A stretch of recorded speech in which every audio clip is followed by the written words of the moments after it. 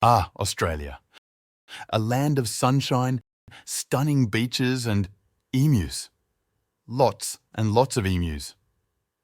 Now, you might think a country known for its deadly spiders and crocodiles would have its hands full.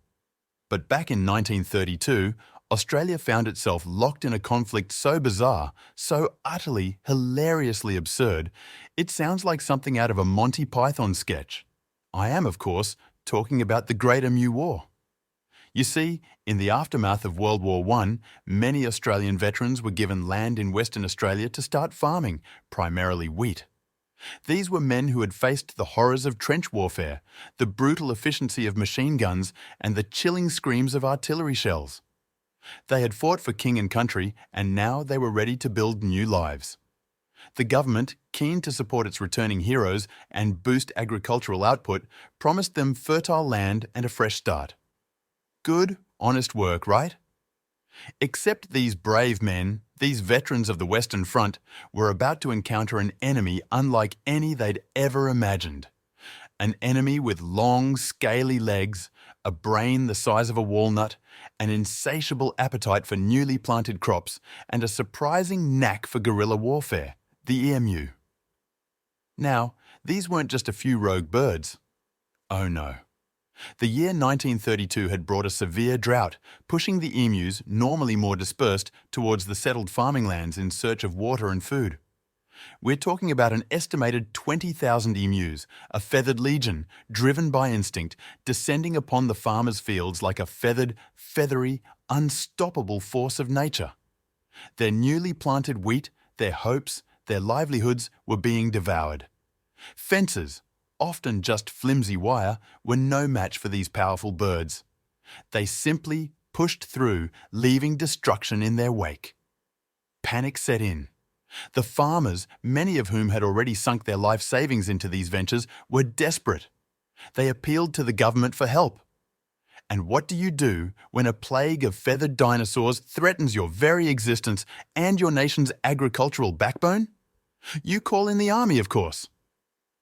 The Minister of Defence saw this as an opportunity to assist the struggling farmers, yes, but also to prove the effectiveness of modern weaponry in a civilian context. Ministry famously stated that the machine guns would be useful practice for the troops. This wasn't just about pest control, it was a PR exercise for the military, a chance to showcase its might.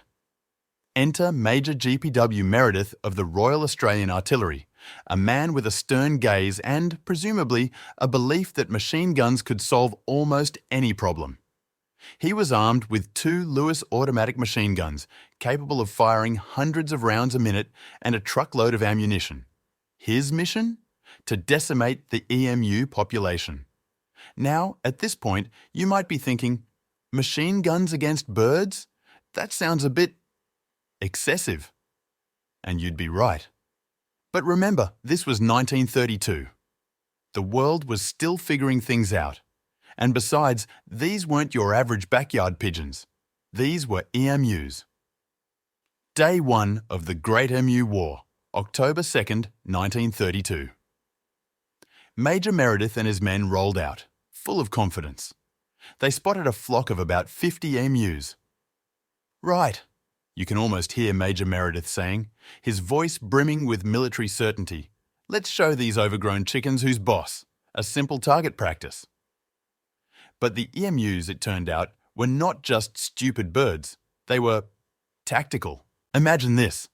As soon as the machine guns opened fire, these apparently brainless birds scattered.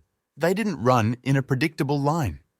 Oh no, they ran in every direction, making them incredibly difficult targets.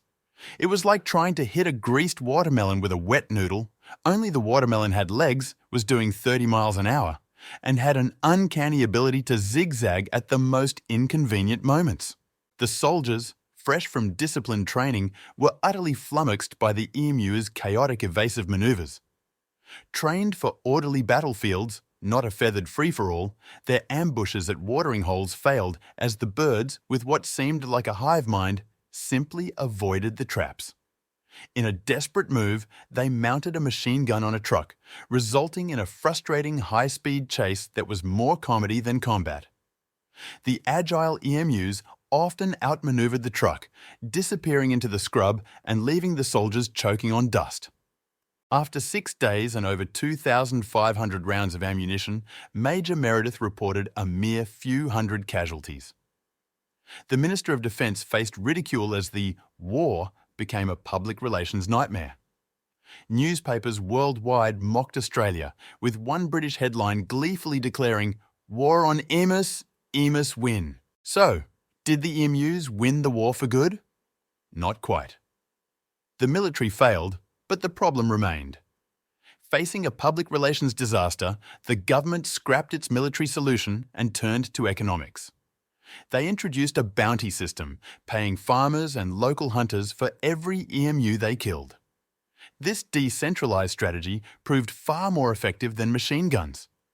In just 6 months of 1934, over 57,000 emus were culled, finally bringing the population to a manageable number. The Great Emu War of 1932 was a humiliating defeat for the military, but it was a victory for pragmatic thinking. It shows that sometimes a clever strategy and a handful of coins are more effective than overwhelming force. Sutranaut signing off. Subscribe for more such entertaining stories.